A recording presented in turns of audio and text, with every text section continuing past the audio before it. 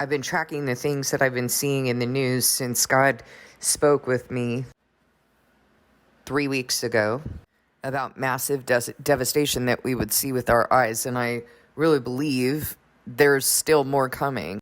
I do not feel at all like this is it. But he's really causing me to see what he's bringing like a flood, including all of the floods he's bringing. And I want to share some of these things with you, and I want to share some of the significance because, I'm so baffled by the people who adamantly deny that God is bringing anything or that anything is changing and outright deny that there's even a change in climate, which obviously I don't refer to these things as climate change.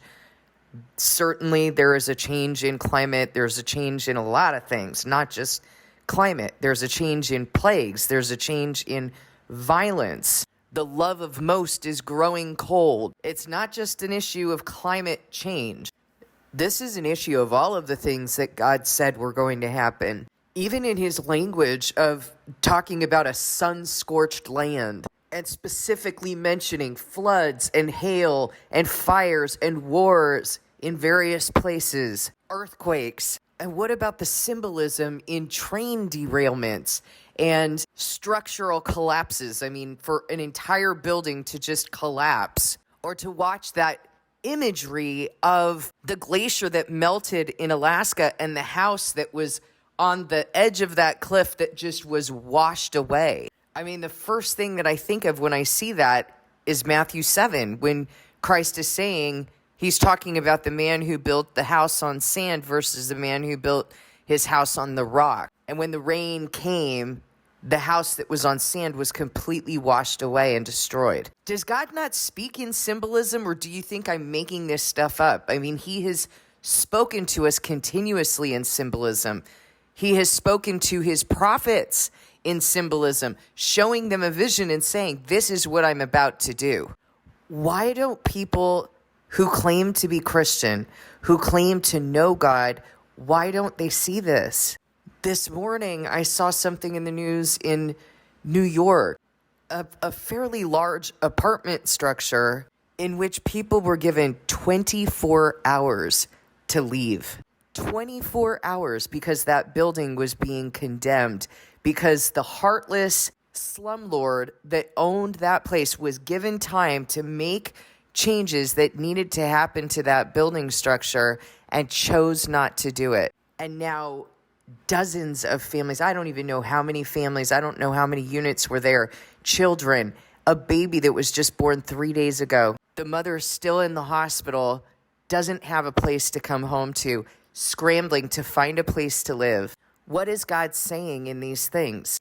Because you know what happens in these times. These are the times that people finally turn to God and they go, we don't know what to do. In desperation, they turn to God. They finally realize that they need him. There's also a message here, isn't there? Get out of that house. Get out of that house now.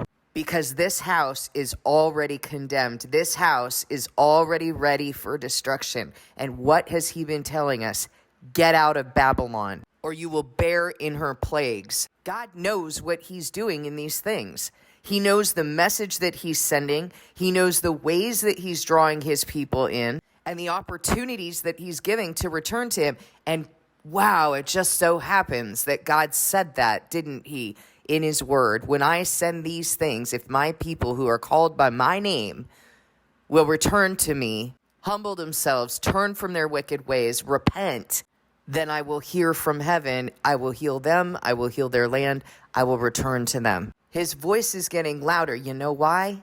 Because we're not listening. His voice is getting louder. You know why else? Because this is the last trumpet before the rise of the Antichrist. This is the last trumpet before no one repents, because his witnesses this Friday will mark the anniversary of 1.25 years that his witnesses have been calling people back in to repentance. And I can tell you right now, most of them are not listening. And when I say most, I mean almost all. Like, there is a small remnant of people who listen. And then of that remnant, there are even some who will fall, Some who will be made spotless, purified, and refined. They will fall, but they will get back up again, and God will put them through the fire in order to be made like gold. The process of making gold is that you put it through the fire and you separate the impurities from the gold. Please listen to this message that I'm speaking to you, because it is so important, and God is drawing me in to understanding what's going on right now, and I'm communicating it with you. Please listen, and please take it to him and ask him if what I'm saying is true. As these trumpets have been blowing, everything that God said was going to happen has happened and continue to happen. We've watched houses collapse, be washed away, people being evicted from houses, being given 24 hours to leave a condemned building, rents and homeowners insurance getting so high to such an outrageous cost that people are living in their cars, they're homeless, having to sell their homes. You're a house. You're also either in the house of Satan or you're in the house of God. No other way to say that. I know someone personally who I had reproved multiple times, whose roof caved in. What is God saying? Their roof literally caved in. And rather than hearing that message, they thought, oh man, God really saved me from this one. I dodged a bullet.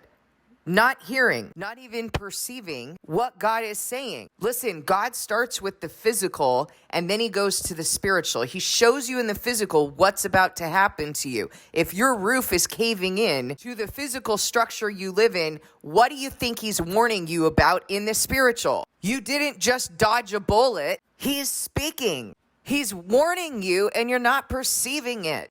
I'm going to be talking about only the things that I have seen in the news in the last 3 weeks. Never mind what's been happening in the last year and a quarter, because we've seen a lot. In the last year and a quarter, the first thing that comes to mind is that Turkey earthquake, Turkey and Syria, That was horrific.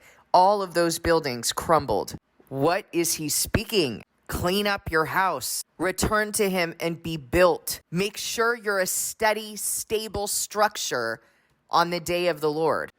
I've seen train derailments, massive, major damage, train derailments in Pakistan and Sweden. I recently did a video on that regarding staying on the path. You derail from that path and there's gonna be major destruction. You need those tracks. You need to stay on those tracks. Earthquakes. A 6.8 earthquake in El Salvador with 104 aftershocks. East China, there was an earthquake that killed 126 the last I checked. There was an earthquake in India, and flooding torrents flowed away cars, people, and livestock. Can you imagine watching that? Now imagine what you would be feeling, what you would be perceiving. Cars flowing away, people being carried away, livestock being carried away. Do you understand what God is speaking? He will spare no one. If we don't care about him, if we don't regard what he has established, if we exempt ourselves from the covenant, what do you think is going to happen? We will be carried away with the torrent to exist no more. Tornadoes in Missouri, Arkansas, Massachusetts, Tennessee, New York, North Carolina, Pennsylvania. Hurricanes in Norway, Hawaii. We see the continued devastation in Ukraine and in Russia due to this war. There was a typhoon in North Korea. Floods, massive floods. Hello? You remember the way God destroyed humanity in the beginning? And then he made that covenant with Noah that he would never destroy humanity, completely destroy humanity by flood ever again. And then you remember how this LGBTQ+++ movement tried to covet the rainbow. What message do you think God is sending in sending floods? What does that bring to mind for you? Maybe that the destruction of humanity is pending, is coming close? Well, let me tell you where all the floods are. The Philippines, Japan, China just had the worst flood in 140 years. The last I checked, there were 20 people dead and 27 missing. Their bridges were completely destroyed. Even though they're hiding this, which is crazy, that there are people in in other parts of China who know nothing about this. What's up with that? Why are these things not being televised? Like, why are we not seeing this in the news? Because God says, when you see these things, my people are supposed to do this. They're supposed to return to me. So why do you think that we're not seeing that these things are happening? Why is it that we have to go searching to see what's going on in the world, what God is sending in the world? Because on the one hand, they want to control that narrative around so-called climate change, but they only talk about certain things and they try to covet how they're going to solve the problem. But on the other hand, they're not telling us about all these things that are going on, which is kind of interesting, because if you really knew what was going on, if you really knew how bad this judgment is, then you would know that there is nothing we're going to do by the work of our own hands, and that we need to return to God, and that God's people need to be paying attention to what is going on, rather than putting our head in the sand as long as it's not happening in our area. This is happening all over the world. More floods in Italy, Slovenia. In Slovenia, they've had the worst floods in the history of Slovenia. In Alaska, there was that glacier melt that I mentioned, and this, footage that was captured of a house on the edge of that cliff that just fell right into the water. Completely crumbled, completely destroyed. It is so vivid and so profound. Floods and heat waves in Europe. There was a sunken cargo ship in Taiwan that resulted in water pollution. Flooding in Morocco. In Moscow, there was a burst pipe with boiling water and obviously the threat of electrocution, and 4 people were boiled alive. Flooding in Bangkok, Thailand flooding and hail. 3 months worth of rainfall that led to the destruction of bridges. Floods in Bhutan, South Asia floods. Heavy mud flow in Kazakhstan. Turkey experienced floods and storms. Italy not only experienced floods, but also tornado and hail. More than 100 people were injured. Norway experienced a dam burst with floods and landslides. Severe storms in Croatia. And then I encourage you to go and look at this. I know that it's very upsetting, but God talks about the sea life dying. He talks about that in, the second trumpet. Would there have been penguins that have washed up on the shore in Uruguay, dead? 100 whales beached themselves in Scotland and died. I've talked with you also about the fish, that thousands of fish that washed up in Australia, Texas. I mean, we've seen this all over. And a lot of times we think it's going to happen like all at once, that these trumpets are going to happen all at once. We're like, okay, a third of the wildlife, a third of the sea life will die. Since when does God do that so obviously? If you're looking at this and you're looking at it contextually and over a period of time, then you should understand that from the time that we talked about those trumpets blowing, they've blown, and this is what is being executed. This is the judgment that's being executed. It doesn't mean that they blow and then that judgment is executed and it's done. It is continuing. So you should be looking at this and going, yeah, I know what that is. Why suddenly is this happening?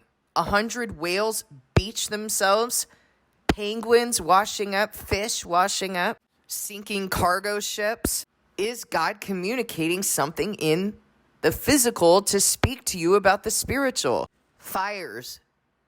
Many of you have probably seen, I would hope that you're at least paying enough attention, that you've seen the fires in Greece. They have been terrible. Or the fires in Hawaii right now. People are fleeing. I mean, literally, people were escaping into the water to where the Coast Guard had to get involved because they had nowhere to go.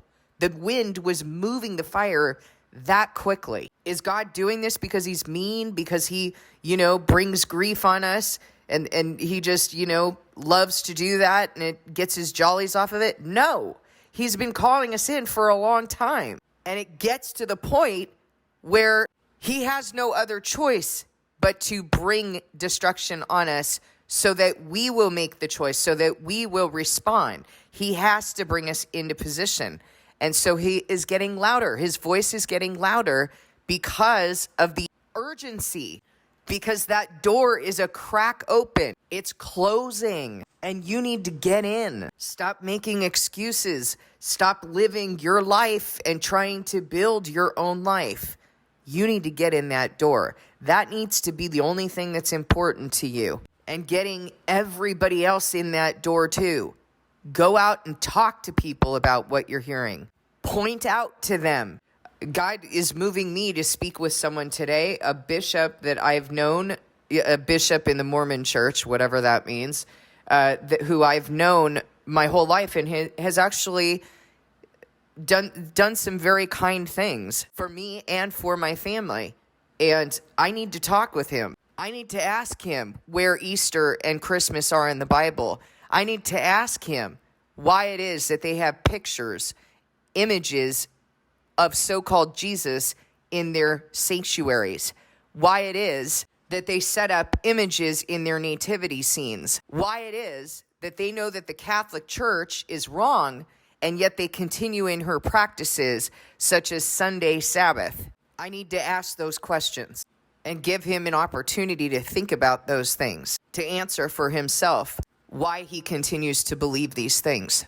There have been dust storms in Spain. There was some sort of cloud storm in New York that, once I kind of like researched it just to understand, like, what is this thing?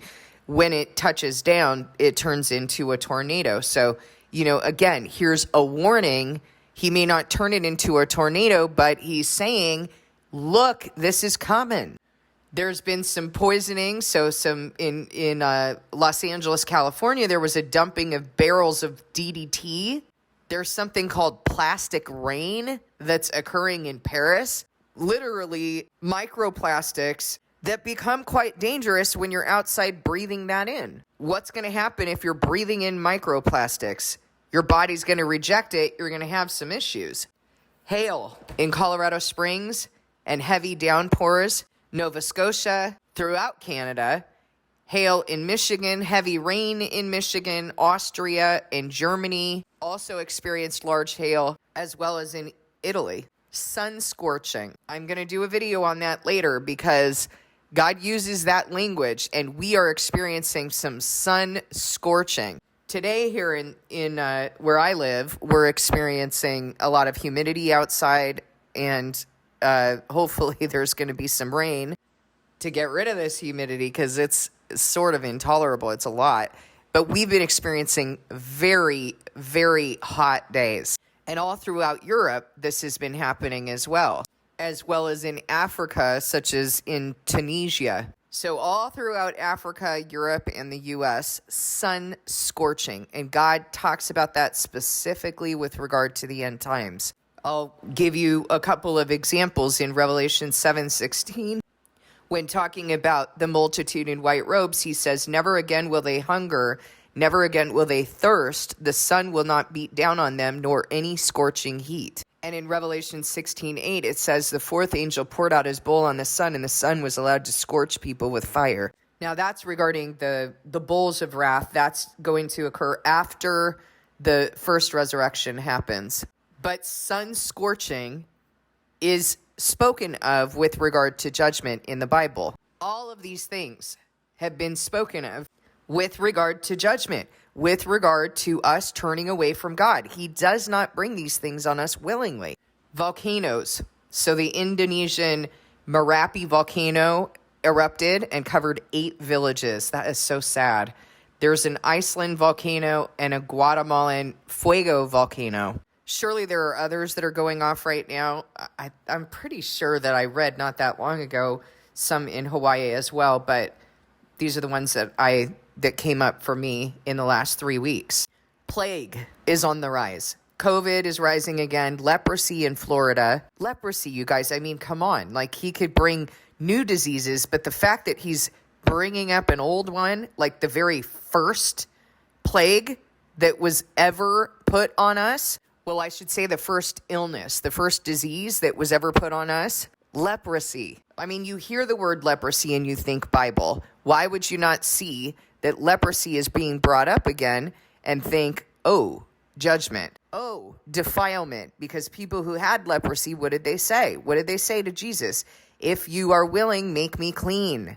They knew they were dirty. They knew this was a result of sin. Let's talk about violence. The increase in violence. The love of most has gone cold. Attacks, assaults, the things that people are doing to their own babies, their own children and their own babies. Unbelievable. Drug crisis, homelessness, migrant deaths and trafficking, protests in Europe and Israel, violence in medicine. I just read something about a decapitated baby, a baby being decapitated during labor and delivery, and then they tried to cover it up. Like, how do you cover that up? And I will tell you on a personal note that we know a lot of people right now who have gotten pregnant because, my daughter's at that age where her and her friends are starting their families. We know a lot of people who've been pregnant. Now, you know the story of, that happened in our family and the discomfort and alarms that were being raised regarding medicine. You know that I haven't been to a doctor in years and will never go to a doctor again.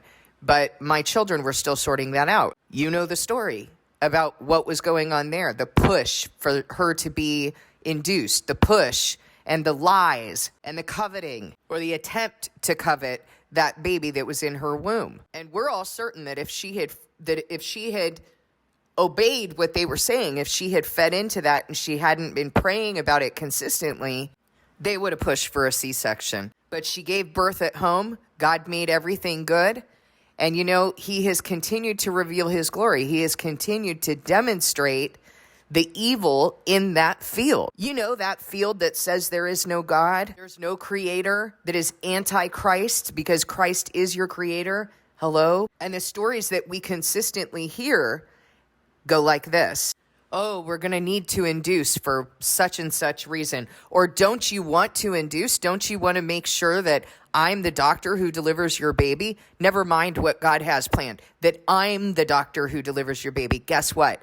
Doctors don't deliver your baby. God does. You couldn't bring your baby to delivery, and neither could that doctor. But they attempt to covet that by saying, we're going to bring the baby to delivery through induction. And when they go against the natural design that God has given you and the timeline that he has ordained for that baby to be delivered, by inducing, then they start saying, oh, the mother is under distress. Oh, the baby is under distress. We need to go in and do a C-section. C-sections are on the rise, guys. In fact, there's only one situation of someone that we know who did not get a C-section, but they pushed other procedures and they injured her in the process. Every other pregnancy, they have pushed a C-section and the mother had the C-section. So they go against what God has chosen, what he has set apart to happen. Then they say mother and baby are in distress. Well, duh. Hello. Yeah, you're going to be in distress if you're going against what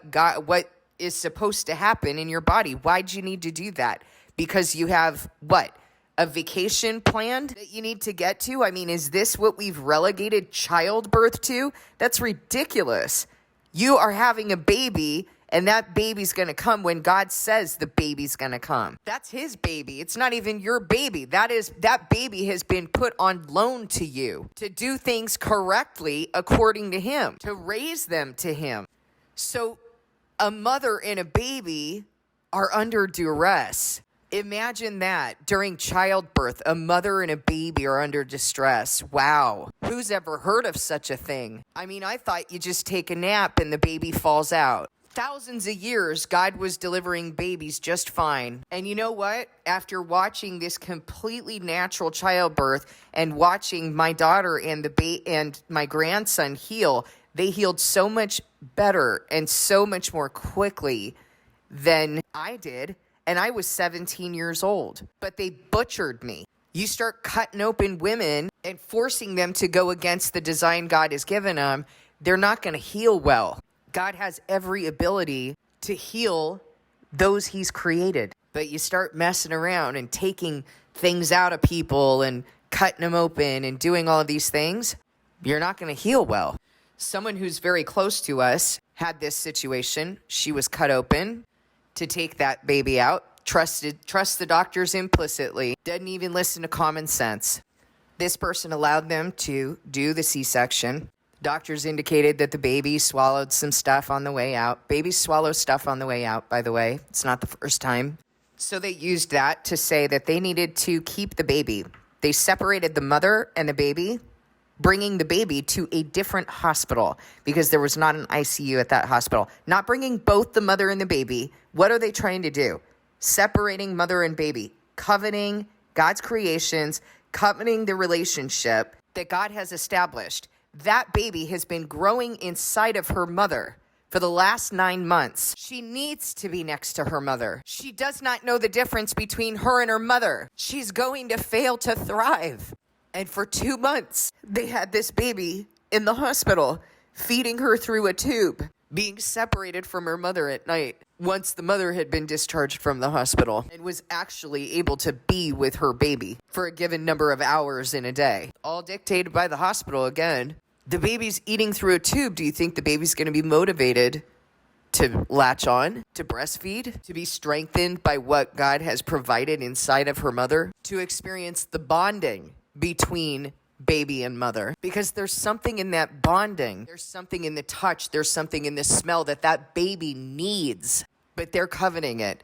And they want to make everything synthetic. Give them synthetic formula, a synthetic nipple. Have someone else hold them, right? Have the nurses hold them. Is that the same as mom? Is that the same as what God has given us? And instead of advising mom, let's start weaning the baby off of the tube and encourage the baby to latch so that you can have this experience together so that she can get strong.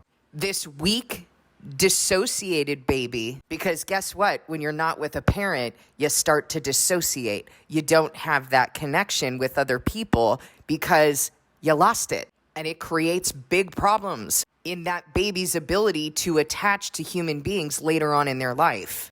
It's been observed. It's well documented. Rather than encouraging that, those doctors decided to capitalize one more time after months of separating this baby from her mother. Let's put a little hole, just a little hole in their stomach and give them a G-tube, and then they can go home because they dictate when the baby goes home. Well, guess what? A little hole in the stomach of a baby, how big is the baby's stomach, guys? The baby's stomach is not that big to begin with, and that little hole can create an infection, and that little hole is not something that God put there. Not let's try some other things like weaning her off of food so that she's motivated to drink from the breast that God intended her to drink from. So that's what they did. They put a hole in the baby's stomach. And we call this normal. We call it saving lives. We trust this institution, even though we will sit and talk about all of the disgusting things that they do, all of the disgusting things they are motivated by, power, prestige, money. We have no sense to understand the spirit behind that field and what he is doing, which is trying to covet and usurp the creations that God alone made. No, they did not evolve. God alone made them. God alone heals them. And this is where we're at.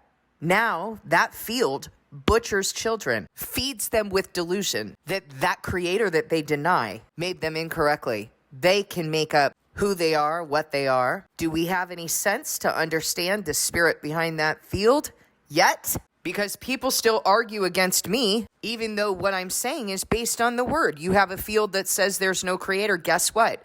That is Antichrist, because Christ is our creator. What does the word say? Anyone who denies Christ is the Antichrist. That is the spirit of the Antichrist operating in them. You have a field that denies Christ. That is an Antichrist field. Do we have any sense to understand that? So all of this increase in wickedness and the increase that we're seeing in the wicked deeds of that field, is God showing us something or not? Do we have any sense to perceive it? You know, the thing is, only God gives that sense. Only he gives the eyes to see, the ears to hear, and the heart to understand. It is so concerning that the majority of people on this earth cannot see that. The majority of the people claiming to be in him cannot see that, refuse to admit it or acknowledge it, fight against me for even having the gall to speak it, even though I'm putting everything on the line to speak what I tell you, laying down my life because I know that I'm going to die for the message that I speak. Anybody have sense to perceive it? All of these things going on. And yet I see the scoffers, I see the mockers, their comments about, nope, nothing going on here. We've always had this weather. Oh, this is just propaganda. Listen, I understand that there are people who are trying to capitalize on this, who are trying to gain from it, such as those who are trying to make everything go electric because they're going to profit from the power companies. I get that. I understand that.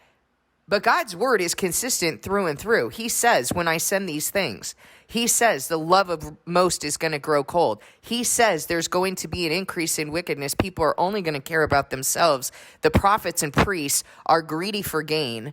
All are dishonest. No one is speaking truth. Let the one who has my word speak it faithfully. Those people have not sat in his counsel. He tells us that there is a harlot riding a beast that started counterfeit Christianity, and that she has prostitute daughters who are going to continue in her filth and abominations. He tells us that. He tells us ahead of time, and we don't have the sense to perceive it. He did not say, judge by your own understanding whether these things are getting worse or something like that. He didn't say that. He said, when I send these things, it doesn't matter if it's getting worse or not. He's sending these things. And yet it is getting worse. It most definitely is getting worse. Anyone who cannot see that has no sense. Even the insurance companies that are evil know that this is getting worse. And that is the reason they're canceling people's policies or increasing their premiums. Even evil people have enough sense to see that this is happening. What's wrong with God's people? What's wrong with those who claim to be in him? Why are they saying that this is propaganda? I'll tell you why.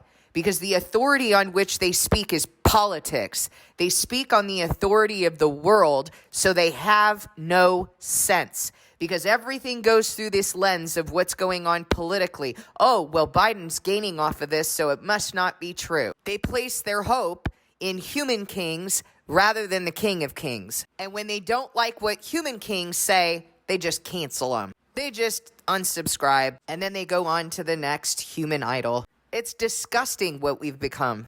Absolutely no sense. And it's the very reason why I tell you all the time, you don't need to just listen to what I'm saying. Hear what I'm saying, and go back to God and ask him if what I'm saying is true.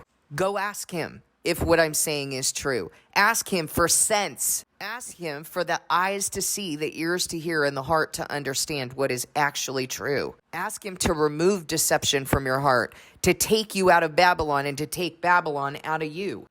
Please do that now. Please go discern this message with God, because it's a very important message. It is an urgent message. That door is closing. That fourth trumpet is going to blow. And when that fourth trumpet blows, the light is going to go out in those who have been claiming to be in him, who have been falsely swearing in his name. Please take this message seriously. Go and discern it with him. You can't receive it from me. You have to hear it through him.